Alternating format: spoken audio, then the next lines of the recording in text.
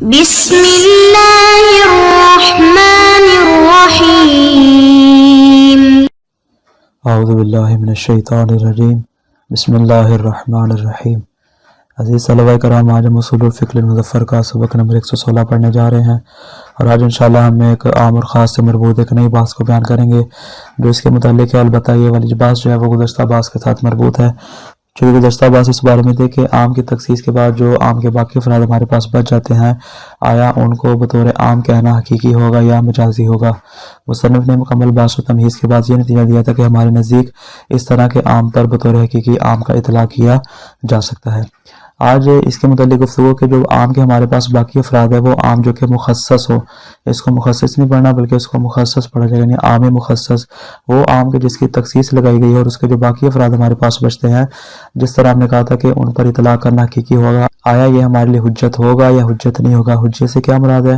حجت سے ہماری مراد یہ ہے کہ آیا اگر ہمیں کسی مورد کے بارے میں شک ہو جائے، کسی فرد کے بارے میں شک ہو جائے کہ آیا یہ عام میں شامل ہے یا شامل نہیں ہے، تو اس مقام پر ہم اصالت العموم جاری کر کے ان تمام افراد کو عام کے اندر شامل کر لیں گے۔ فرماتے ہیں حجیت العام المخصص فی الباقی، 11 بحث میں سے ہماری چوتھی بحث جو ہے وہ اس بارے میں کہ عام مخصص جو ہے آیا باقی افراد میں حجت ہے یا حجت نہیں ہے۔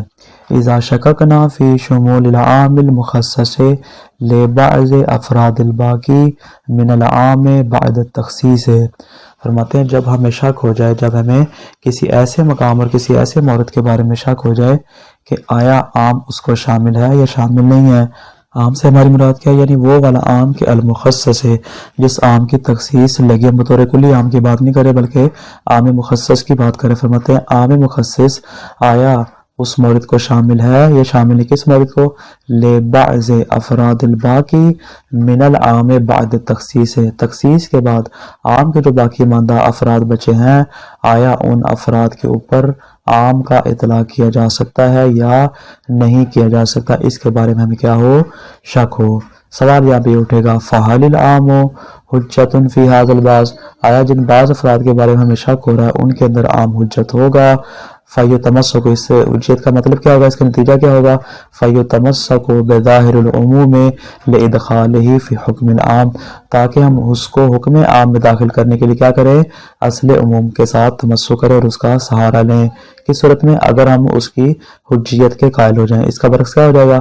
اگر ہم عام کی حجیت کے قائل نہ ہوئے تو اس صورت میں پھر ہم اصل عموم سے بھی تمسک نہیں کر سکیں گے۔ فرماتے ہیں سوال ہمارے سامنے یہ اٹھے گا کہ آیا یہ حجت ہوگا یا حجت نہیں ہوگا؟ فرماتے ہیں اعلیٰ اقوال، فرماتے ہیں ہمارے پاس کچھ اقوال، انشاءاللہ ان اقوال کو تھوڑی دیر بعد بیان کریں گے کون کون سے اقوال ہیں اور وہ کس قسم کا اختلاف ہے جو اس متعلق آتا ہے، کون کون سے علماء کس نظریے کے قائل ہوئے ہیں۔ فرماتے ہیں سب سے پہلے ہم اپنی بات کو سمجھانے کے لیے کچھ مثالیں پیش کرتے ہیں اور ان سے آپ کے لیے واضح ہو جائے گا کہ ہماری جو بحث ہے وہ کس مورد کے بارے میں ہے۔ پہلی مثال اس بارے میں دیتے ہیں کہ ہمارے سامنے ایک پہلے عام آ جائے، حکم عام، اور وہ کیا کہے؟ اکرم العلماء، علماء کا اکرام کرو۔ پھر ہمارے سامنے اس کی تخصیص آ جاتی ہے، مثال کے طور پہ کہ لا تکرم مرتکب الکبائر، جو گناہان کبیرہ کا ارتکاب کرنے والا ہو اس کا اکرام نہ کرو۔ یعنی کیا مطلب ہوا؟ علماء کا اکرام کرو اور گناہان کبیرہ کے مرتکب کرنے والے کا اکرام نہ کرو۔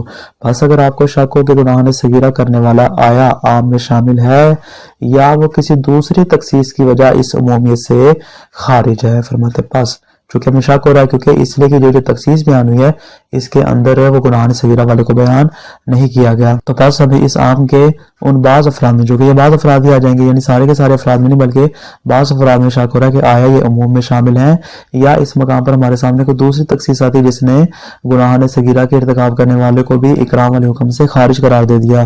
فرماتے پس اگر اس صورت میں ہم عام کی حجیت کے قائل ہوئے تو ہم کیا کریں گے؟ اصل عام سے تمسک کریں گے۔ ہم کیا کہیں گے؟ چونکہ ہمارے پاس کوئی اس قسم کی تخصیص نہیں ہے لہذا ہم اس کو اکرم العلماء کے عموم میں شامل کریں گے، نتیجہ گناہان صغیرہ کرنے والے کا اکرام بھی ہمارے اوپر واجب ہوگا۔ آگے پیش کر رہے ہیں دوسری مثال کو۔ فرماتے ہیں دوسری مثال ہمارے سامنے کیا آتی ہے؟ کلو ماء طاہر، جو کہ بہت ہی عمومی مثال جو کہ پہلے بارہا بیان ہوئی کہ ہر پانی پاک ہے۔ یہ ہمارے سامنے ایک حکم عمومی آ گیا جو ہر پانی کی طہارت سے مربوط ہے۔ پھر فرماتے ہیں کہ ہمارے سامنے کوئی دلیل خارجی اگر وہ کیا کر دے؟ اس کی تخصیص کر دے کہ وہ والا پانی کہ جس میں اوصاف ثلاثہ یعنی رنگ بو پانی کا تغیر ہو، ان کو اوصاف ثلاثہ یعنی اس کا رنگ بدل جائے یا نجاست کی وجہ سے اس کی بو بدل جائے یا نجاست کی وجہ سے اس کا ذائقہ جو ہے وہ بدل جائے. فرماتے ہیں کہ اگر اوصاف ثلاثہ کا اس میں تغیر آ جائے, اب ہمیں اس قلیل کا پانی کے بارے میں شک ہے. یعنی کیا نتیجہ ہوا؟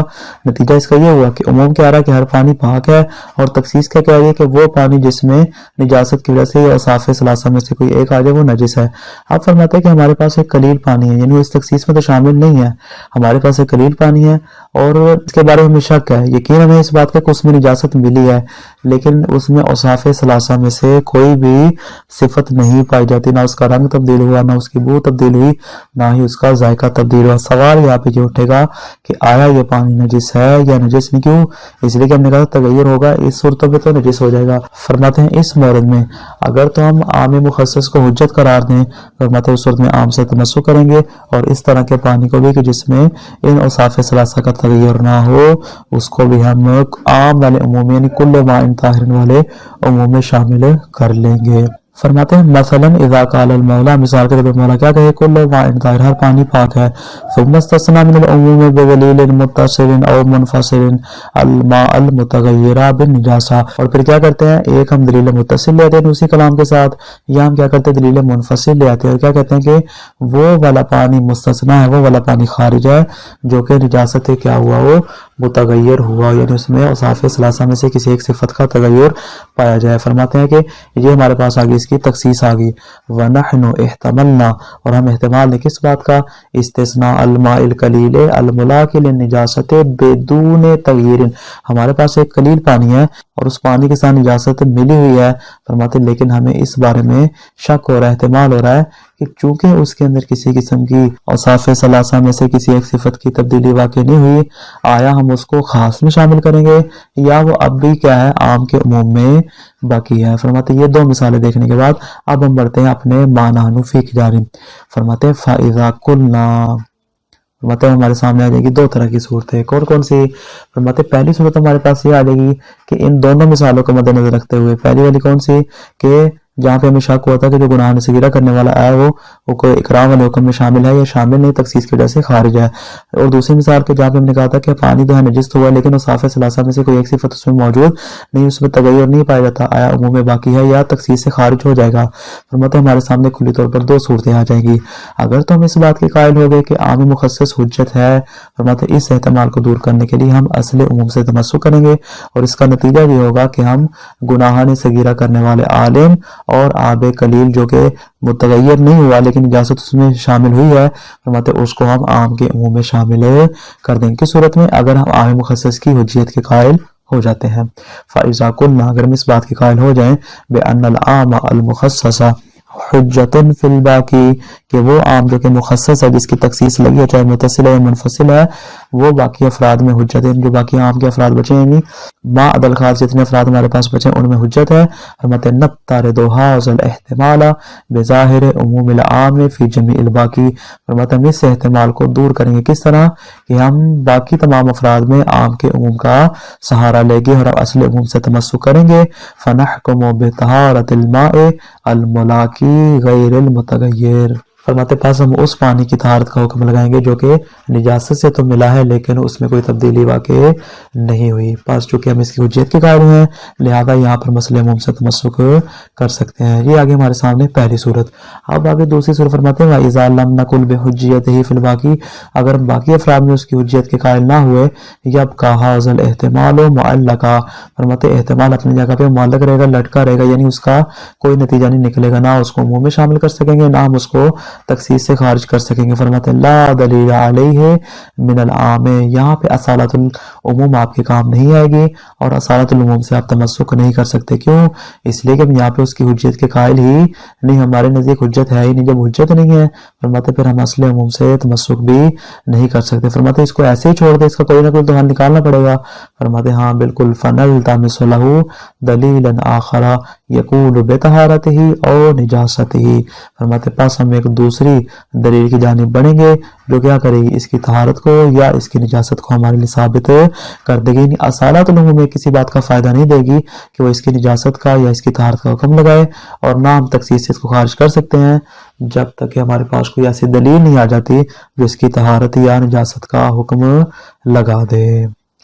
آگے فرماتے ہیں جب تک آپ کے لیے بات واضح کہ ہمارے سامنے کلی طور پر 2 صورتیں آ گئی ہیں. فرماتے ہیں اب 2 صورتیں ہیں. اب ہم بڑھتے ہیں علماء کے اقوال کی جانب کہ علماء اس نظریے میں کیا فرماتے ہیں. آیا وہ باقی عام کی حجیت کے قائل ہے یا وہ ان کی حجیت کے قائل نہیں ہے. مصنف فرماتے ہیں کلی طور پر ہمارے سامنے 4 قسم کے نظریات آتے ہیں. پہلا نظریہ کیا ہے کہ عام باقی میں مطلقاً حجت ہے. یہ مطلقاً آنے والی تفاصیل کے مقابلے یعنی عام کے جتنے باقی افراد ہیں ان میں یہ حجت ہو جائے گا اور مسالۃ العموم سے تمسک بھی کر سکیں گے. یہ اکثر قدماء اور متاخرین کا نظریہ ہے. دوسرا نظریہ ہمارے سامنے اس کا برعکس آتا ہے کہ عام باقی میں مطلقاً حجت نہیں ہے. یہ ابو ثور کا نظریہ ہے.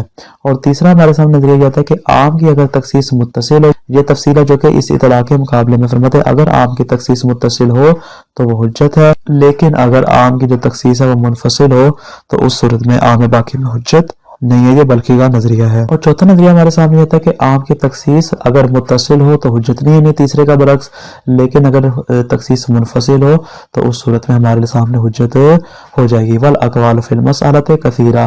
فرماتے ہیں مسئلے میں بہت سارے اقوال ہیں. پہلے ان اقوال کو بیان کریں گے, بعد میں انشاءاللہ بیان کریں گے مصنف کس نظریے کے قائل. فرماتے ہیں منہا التفصیل بین المخصص بالمتصل.